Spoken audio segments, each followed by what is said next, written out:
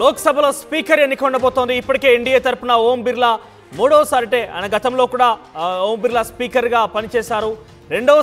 మరోసారి కూడా ఆయనకి అవకాశం కల్పిస్తే ఎన్డీఏ కూటమి నిర్ణయం తీసుకుంది. ఇప్పటికే నామినేషన్ కూడా దాఖలు చేశారు. ఇక ఇండియా కూటమి తరపున కె సురేష్ నామినేషన్ దాఖలు చేశారు. సో కొంత మొదటి అంటే ఇదొక ఉత్కంఠభరితమైనటువంటి ఎన్నిక అని చెప్పాలి. ఎందుకంటే చాలా ఏళ్ల తర్వాత స్పీకర్ ఎన్నిక ఉండబోతోంది రేపు పార్లమెంట్లో. సో గతంలో స్పీకర్ ఎన్నిక కేవలం అధికార పార్టీకి సంబంధించిన వ్యక్తులకే కైవసంగా ఉండేది. దాదాపుగా అధికార పార్టీకి సంబంధించిన వ్యక్తులే స్పీకర్గా ఎన్నుకోవడం కానీ దానికి సంబంధించిన వ్యవహారం కూడా ఉండేది. కొంత ప్రతిపక్షాల నుంచి కూడా సానుకూలంగా ఉండేటువంటి అవకాశం ఉండేది. కానీ ఈసారి ఇండియా కూటమి కూడా తమ అభ్యర్థిని బరిలో ఉంచింది. సురేష్గా ఇప్పటికే ఆయన నామినేషన్ కూడా దాఖలు చేశారు. సో ఈ నేపథ్యంలోనే కొన్ని ఎన్డీఏ కూటమిలో ఏ కూటమిలో భాగస్వామ్యంగా లేనటువంటి పార్టీలు ఎవరి వైపు ఉంటాయనే కొంత ఉత్కంఠ కొనసాగుతుంది. ఈ నేపథ్యంలో ఏపీ నుంచి 4 లోక్సభ స్థానాలు ఉన్నాయి వైసీపీ పార్టీకి. అయితే వైసీపీ తమ సంపూర్ణ మద్దతుని ఎన్డీఏ కూటమి అంటే మోడీకి ఇచ్చే అవకాశం కనబడుతోంది. దానికి సానుకూలంగా స్పందించారంటూ మనకు తెలుస్తోంది. సో వైసీపీ 4 ఎంపీలు కూడా ఓం బిర్లాకే మద్దతుగా నిలిచే అవకాశం కనబడుతోంది. సో దీంతో జగన్ మరోసారి మోడీకి మద్దతుగా నిలిచారు, మోడీకి జై కొట్టారని ఒక సిచ్యువేషన్ మనం చూస్తున్నాం. ఇక ఎన్డీఏ కూటమిలోనే ఇప్పటికీ అటు బీజేపీ, జనసేన, టీడీపీ 3 కలిసినటువంటి పార్టీ అధికారంలో ఉంది. జగన్మోహన్ రెడ్డిని ఓడించి ఆయన కుర్చీలోంచి దింపేసి ఆ స్థానంలో చంద్రబాబు కూర్చున్నారు. బీజేపీ మద్దతుతో ఈరోజు చంద్రబాబు ప్రభుత్వం కూడా ఉన్నట్టుగా మనం చూస్తున్నాం. సో ఈ నేపథ్యంలో జగన్మోహన్ రెడ్డి కాస్త ఆ కూటమికి కానీ ఆ పార్టీలకు కానీ కొంత వ్యతిరేకంగా ఉంటాడేమో ఒక ఆలోచన ఉండేది. కానీ చాలా సానుకూలంగా స్పందించారని ఒక వార్త విన్న తర్వాత మరోసారి మోదీకి జై కొట్టారు జగన్ అనే విషయం చెప్పాల్సి వస్తుంది. సో ఏదేమైనా కూడా స్పీకర్ ఎన్నిక రేపు కొంత ఉత్కంఠభరితంగానే కొనసాగే అవకాశం ఉంది. ఇండి కూటమి నుంచి కె సురేష్, ఎన్డీఏ కూటమి నుంచి ఓం బిర్లాలు తలపడుతున్నారు. సో చాలా రోజుల తర్వాత, చాలా ఏళ్ల తర్వాత ఈ ఎన్నిక ఓటింగ్ ప్రక్రియ ద్వారా జరగబోతోంది. మాట్లాడదాం ఇదే అంశానికి సంబంధించి. రామకృష్ణ జాయిన్ అవుతున్నారు ఢిల్లీ నుంచి. రామకృష్ణ, ఇక చాలా ఊహించని పరిణామం. అయితే రేపు ఎన్డీఏ కూటమి స్పీకర్ అభ్యర్థికి సంబంధించిన ఎన్నిక జరగబోతుంది. మరి స్పీకర్ ఎన్నిక సందర్భంగా ఇప్పటికే ఉత్కంఠభరితమైన వాతావరణం నెలకొంది. మరి ఒకవైపు ఎన్డీఏ కూటమి, మరోవైపు ఇండియా కూటమి ఎవరికి సపోర్ట్ చేస్తారు అనే దానికి సంబంధించి ఒక క్లారిటీ అయితే ఇప్పటిదాకా ఉంది. కానీ సడన్ గా వైసీపీ 4 ఎంపీలతో ఎన్డీఏకి సపోర్ట్ చేస్తానంటాం రాజకీయ వర్గాల్లో చాలా పెద్ద చర్చనీయాంశంగా మారింది. మరి వైసీపీకి చెందిన 4 ఎంపీల్లో 3 ఎంపీలు ఆల్రెడీ ప్రమాణ స్వీకారం చేశారు. ఒక ఎంపీ ఈ రోజు ప్రమాణ స్వీకారం చేశారు, అవినాష్ రెడ్డి. మరి రేపు ఓటింగ్ లో పాల్గొన్నారంటే ఎంపీగా ప్రమాణ స్వీకారం చేసిండారు కాబట్టి ఆయన ఆగమేఘాలలో ఈ రోజు ప్రమాణ స్వీకారం చేయడం జరిగింది కడప ఎంపీ అవినాష్ రెడ్డి. మరి 4 ఎంపీలు కూడా టోటల్ గా ఇటు ఎన్డీఏకి సపోర్ట్ చేస్తున్నారు. స్పీకర్ ఎన్నికల్లో ఎన్డీఏకి అనుకూలంగా ఓటు వేయబోతున్నారు. ఇది ఇప్పటికే ఈ మేరకు విప్ కూడా జారీ చేశారు. వాళ్ళ 4 ఎంపీలకి విప్ కూడా జారీ చేశారు. కాబట్టి ఇంకా ప్రస్తుత పరిస్థితిగా నిలుస్తున్నట్టుగా ఎన్డీఏ బలం కూడా బాగా పెరిగింది. ఒక చిత్రమైన విశేషం ఏంటంటే ఇప్పుడు ఒకే రాష్ట్రంలో ఉన్న అన్ని పార్టీలు బీజేపీకి సపోర్ట్ చేస్తున్నాయి. రైట్ రామకృష్ణ, ఓవరాల్ గా మోడీకి మరోసారి జగన్ జై కొట్టారు. రేపు లోక్సభ స్పీకర్ ఎన్నిక ఉండబోతోంది 11 గంటల కల్లా. సో చాలా ఏళ్ల తర్వాత లోక్సభ స్పీకర్ ఎన్నిక పార్లమెంట్లో జరగబోతోంది. సో ఏదేమైనా కూడా లోక్సభ స్పీకర్ ఎన్నిక కొంత ఉత్కంఠభరితంగా సాగే అవకాశం కనబడుతోంది. ఇండి కూటమి నుంచి కాంగ్రెస్ పార్టీ పెద్దన్న పాత్ర పోషిస్తోంది. సో ఈ నేపథ్యంలో ఇండి కూటమి నుంచి కె సురేష్ అభ్యర్థిగా ఉన్నారు, నామినేషన్ దాఖలు చేశారు. ఇక ఎన్డీఏ కూటమి నుంచి ఓం బిర్లా ప్రాతినిధ్యం వహిస్తూ ఓం బిర్లా నామినేషన్ దాఖలు చేశారు. ఒక్కసారి ఎన్డీఏ కూటమి మనం చూస్తే కనుక ఎన్డీఏ కూటమికి ఓవరాల్గా 40 పార్టీలు ఉన్నాయి. 293 సంఖ్య ప్రజెంట్ వాళ్ళకి సంఖ్యా బలం ఉంది పార్లమెంట్లో. బీజేపీకి ఇండివిజువల్గా 240 సీట్స్ ఉన్నాయి. ఇక టీడీపీకి 16, జేడీయూకి 12, శివసేన ఏదైతే ఏక్నాథ్ షిండే వర్గానికి సంబంధించి 7, రామ్ విలాస్ పాస్వాన్ పార్టీ ఎల్జేపీకి సంబంధించి 5, ఆర్ఎల్డీకి 2, ఇట్లా మిగిలిన జనసేనకి 2, జేడీఎస్ 2. ఓవరాల్గా ఇట్లా మరికొన్ని పార్టీలకు సంబంధించి ఒక్కో సీట్ వాళ్ళు కొనసాగుతున్నారు.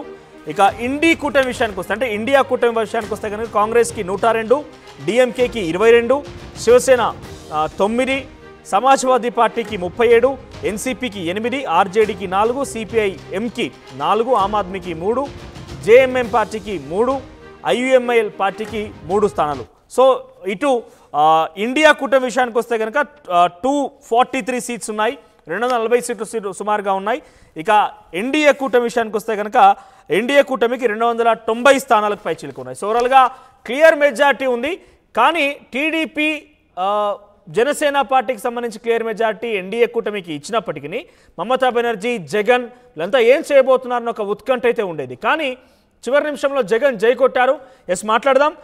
రామకృష్ణ, సో జగన్కి సంబంధించి సంపూర్ణ సానుకూలత ఇస్తామని ఒక ప్రకటన చేసిన నేపథ్యంలో సో అది టీడీపీ రియాక్షన్ ఎట్లా ఉంది అంటే, ఎందుకంటే బీజేపీ జగన్ని ఓడించడంలో కూడా ఇక్కడ ఏపీలో చాలా కీలక పాత్ర పోషించింది.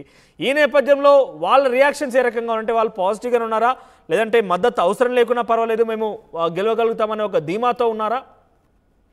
అయితే ఇక బీజేపీకి ఎన్డీఏ కూటమికి దాదాపుగా 293 మంది అభ్యర్థుల సపోర్ట్ ఉంది ఇప్పుడు.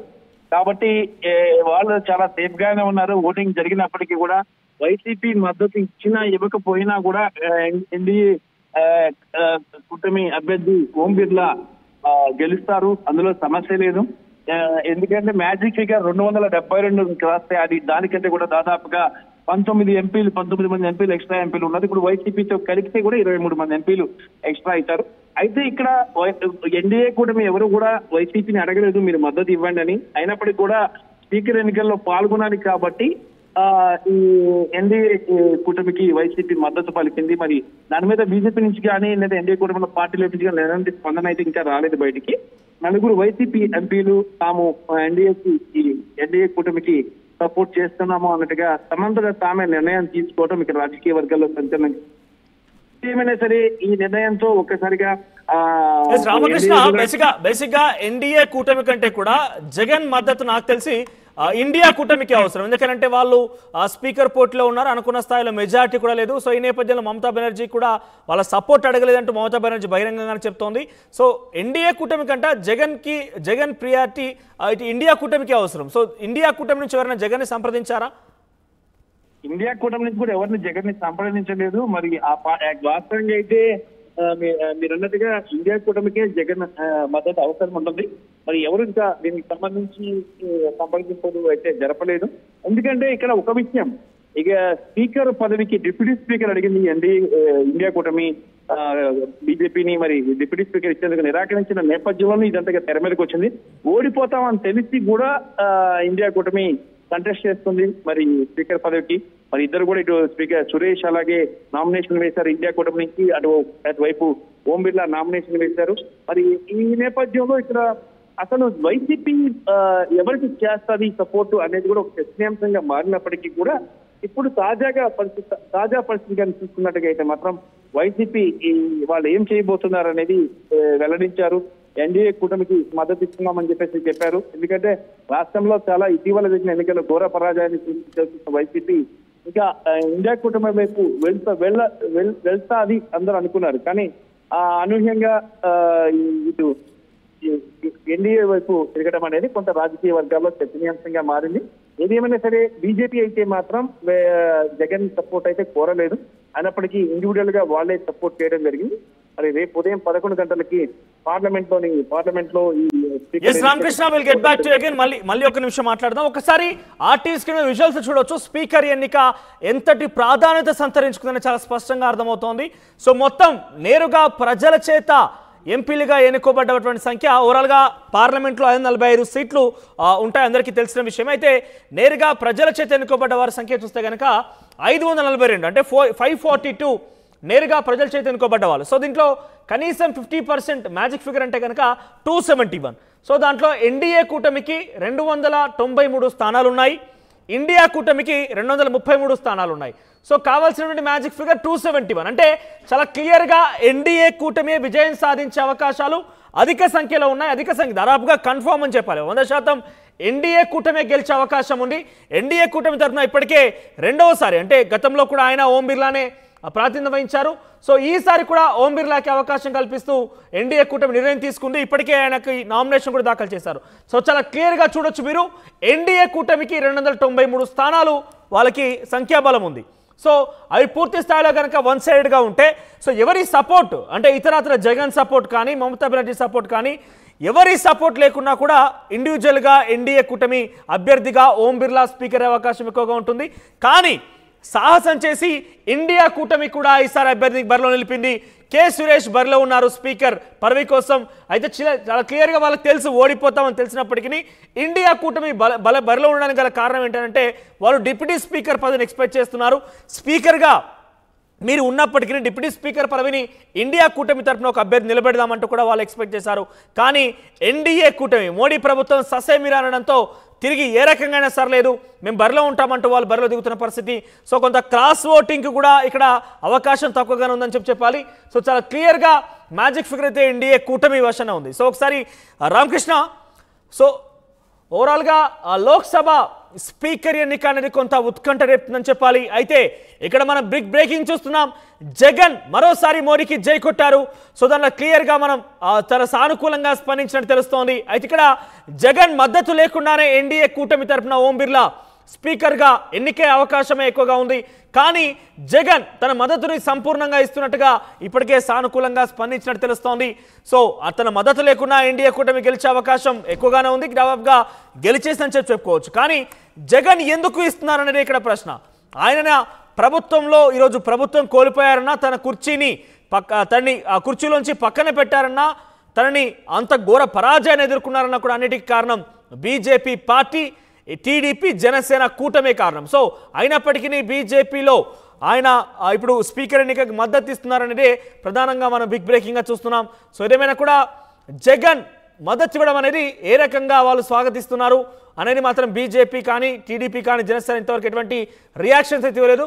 చూడాల్సిన అవసరం అయితే ఉంది జగన్ సపోర్ట్ని వాళ్ళు ఏ రకంగా తీసుకుంటారనేది అయితే.